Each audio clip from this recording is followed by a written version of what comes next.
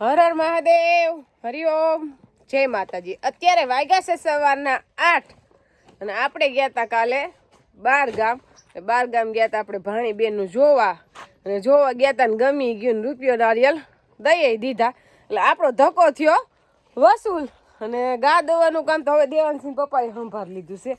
આપણે નહોતા 2 દિવસ એટલે એણે જ દોઈ લીધી અને આ ગાની આપણે ઉપાધિ નથી, ગોવાર દોવે કે વાડીવાળા ભાઈ દોવે કે દેવાનસિંહ પપ્પા દોવે બધાને દોવા દે એટલે ગમે એટલા દિવસ રોકાય ને તો ઉપાધિ નહીં। હમણાં પાછું આપણે 10-15 દી વાખરવા રોકાઈ આવું છે કઈ કામ તો છે નહીં અમુકનું હે ને ફેર પહેલો દૂધ વધારે મીંડી કાઢવા હા તો તમારે જ દઈ મારે ધક્કો જ દઈ કારણ કે નહીં ને તો ખાલી લોટ દે એટલે લોટ થી એટલું બધું દૂધ ન કાઢે અને હું 2 દિવસે હે ને એને ખોડ હેઠે નાખ દેતો ને માથે લોટ નાખ દેતો ને કલાક અગાઉ પલારીને દઈ દેતો હતો ને એટલે એને ખોડ ઓમ નથી ખાતી, આદત પાડે હે ખોડ ખાવાની। આ છેતરીને ખવડાવ્યો તો ફેર પડે દૂધમાં, લીટરેક વધી જાય દૂધ।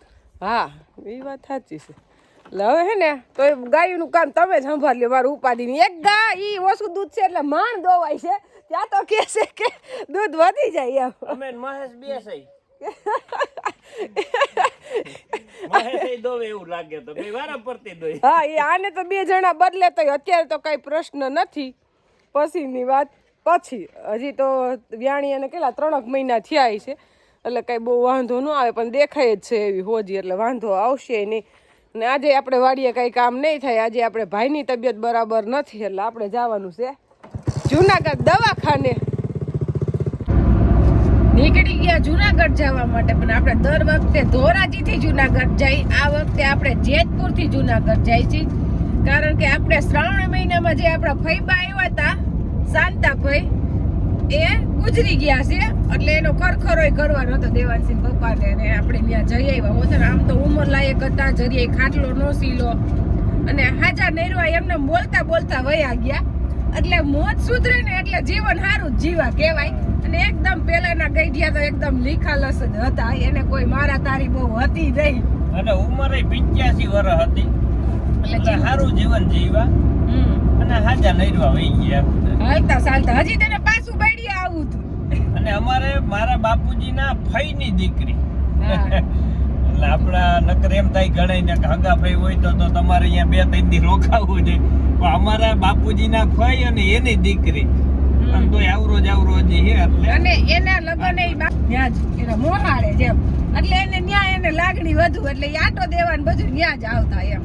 એટલે જો હજી સેલો એમ કે ત્યારે આવ્યા ત્યારે બિસાડા કહેતા હતા હું સેલું કયો આટો દઈ જાવતા, હા શું કા સેલું કયો જ આટો થયો, ત્યાં તો એ વયા ગયા ને ઉંમર થઈ ગઈ એટલે એને ખબર હોય ને કે મારું શરીર પછી કામ નહીં કરે, ત્યારે આપણે રોક્યા સારું 10 દિવસ અને એને બહુ ગમે ન્યા એમ, એને બૈડિયાના જ વખાણ કરે પાછા। અને પરિસ્થિતિ નબળી અને તમે નબળા માણસ ને કોઈ પણ ને એને તો ખાલી તમે હારા મોઢે બોલાવો ને તો આનંદ આવે।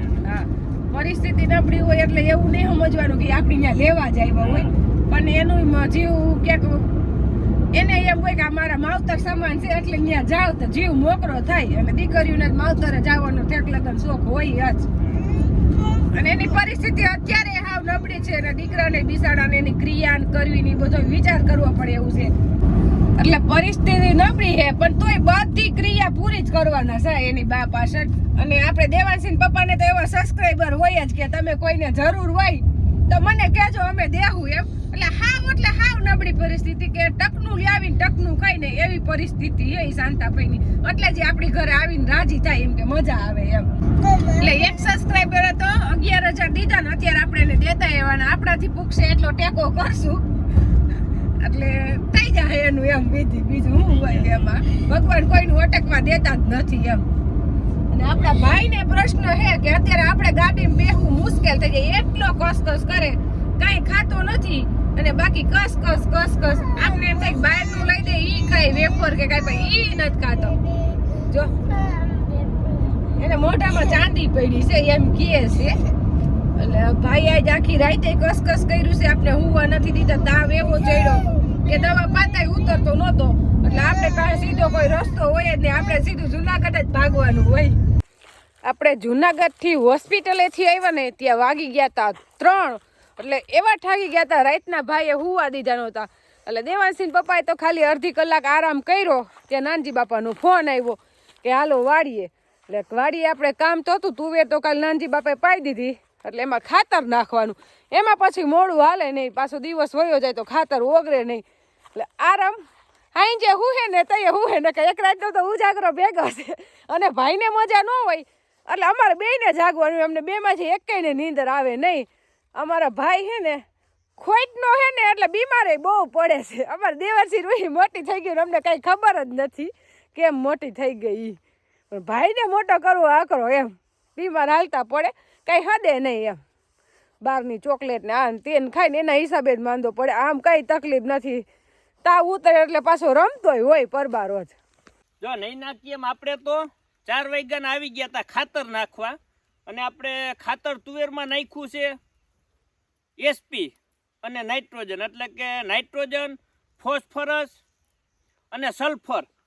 એટલે આપણે આમ તો જોઈને તો લગભગ હવે આપણે સિંગુ બધી બંધ થઈ ગઈ, અને માઇનોર હવે લગભગ 25% જેવા ફૂલ રહ્યા છે. અને એ હવે લગભગ 2 દી જ દેખાય. 2 દીમાં તો બધી સિંગુ થઈ જાય એકદમ, કારણ કે આપને ખુદને નહોતી ખબર કે એટલી ઝડપીથી સિંગુ થઈ જાય. પણ તેમ છતાંય ખાતર લઈ લીધું છે એટલે આપણે નાખી દઈ, કારણ કે સિંગુનો ભરાવો સારો આવશે અને દાણા થાય વજનવાળા એકદમ. નકર હવે આમ તો ખાતરની જરૂર નથી, કારણ કે બધી સિંગુ ભરાઈ ગઈ છે. અને આપણે કહીને કે ફૂલ મારી ગઈ એમ હવે ઉપર ફૂલ કાંઈ આવતા નથી, જો બંધ થઈ ગયા ફૂલ આવતા. એટલે એકદમ બધી સિંગુ લાગી ગઈ છે. અને આવું બિયારણ આપણે હાથમાં આવ્યું એટલે સારું કહેવાય, કારણ કે નકર એકદમ ટૂંકા સમયમાં પરબારું છે ને ફાલ ન લાગે. ધીમે ધીમે ધીમે ધીમે ફૂલ આવ્યા રાખે ને અમુક ટકા સિંગુ થાય ને અમુક ખરે.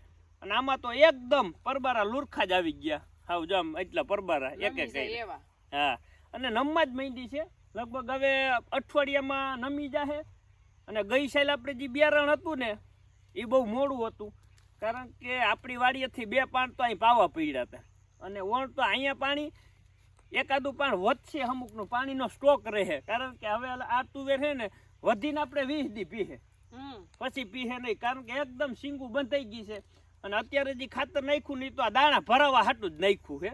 એમ તો કે ફૂલ ઉઘડતા હોય એની સિંગુ તો થાય ને, એટલે એ સિંગુ ભરાવા જી તો કહું હવે 25% જ ફૂલ રહ્યા છે, બાકી તો લગભગ માલ થઈ જ ગયો છે. એટલે બિયારણ બહુ સારું છે, વાયવા જેવું એમ. બિયારણ જે છે ને અનુકૂળ આવે એ વાવતા હોય. અમને તો અનુકૂળ આવ્યું એટલે પોરે લગભગ પાછું આજ વાવશું. આપણે જોયું હોય, ગયા હોય, આપણે કોકની વાડીએ ગયા હોય, જોયું હોય કેવું ઉતારો આવ્યો છે કેવું નથી, પછી જ આપણે વાવી. બરોબર, કોકનું જોઈને વાવી દેવું એવું નંબર આપણે ખુદે જોયેલું હોય, અનુભવ કરીને પછી જ વાવી આપણે. અને અમે તો ગમે બિયારણ હોય ગમે દવા હોય આપને રિઝલ્ટ મળે, આપને અનુકૂળ આવે, સારી લાગે તો જ કહેવાનું, નકર આપણે કોઈને કહેવાનું જ નહીં. જે સોમવાર છે એટલે બનાવો છે રીંગણાનો ઓરો. હવે હું માન્યતા હોય નથી ખબર, પણ બા એમ કહેતા હોય દીતવાર મંગળવારે ઓરો ન બનાવે. એનું કારણ કે કઈ આપણે ખબર છે જ નહીં. આપણે તો જેમ ગઈઠા કે એમ હાકી કે ન બનાવાય તો ન બનાવાય, જાણી લેજે. હવે એ જાણવું નથી, જાણીને ખોટા સોસ થાય એ કરતા ના પાડે છે નથી બનાવે. હું તો કઈ એમાં માનતી જ નથી, સોસ કરવાનો જ નહીં. ભગવાનને સમરણ કરીને એટલે બધું સારું થાય. એ બધી મનના વેમ હોય, જે માનતા હોય એને પાછું લાગુ પડતું. આપણે ઓરો બનાવવાની બધી તૈયારી કરી લીધી. આપણે રીંગણા શેકી લીધા, ટમેટા સુધાર લીધા, ડુંગળી, ધાણા ભાજી ને લસણ હજી આપણે લીલું તૈયાર થયું નથી. આપણી બનીને થઈ ગઈ તૈયાર ટમેટાની કાચરી. પણ હું તો રોટલી એને ખાવાની વાટે ન જાઉં, લુખી લુખી ખાઈ જા. એમાં કઈ ઘટે નહીં. મેં ખાલી એક દી 2 જ ખાધી હતી ને, કીધું આ તો કોઠીબાન કાચરી પાછળ રહી ગઈ એવી હે. પણ 15 કિલો ટમેટે હે ને કિલો કાચરી બનતી. હા, એટલી કોરી થઈ. હા, ખાવ કોરી થાય પણ ખાવામાં એકદમ સરસ થાય, ખટુડી એમ. વાહ, હમણાં તળાઈ જાય. પપ્પાએ ખાવા ચાલુ કરી દે, હું કરી દઉં ચાલુ. હવે આપણે કાચરી તરાઈ ગઈ અને ઓરો વઘારી લઈ. રાઈ, જીરું, લીમડો, હિંગ ને હળદર. હું તો તેલ બાદ નાખું. વઘારવાની બધાની રીત અલગ અલગ હોય. હાથ ફરે ને સ્વાદ ફરે, નકર આઈટમ તો એક ને એક હોય, પણ જેનો હાથ હોય ને એ સ્વાદમાં ખબર પડી જાય. આપણે દેવાંશી પપ્પાએ મેં બનાવ્યું, બાએ બનાવ્યું હોય ખબર પડી જાય.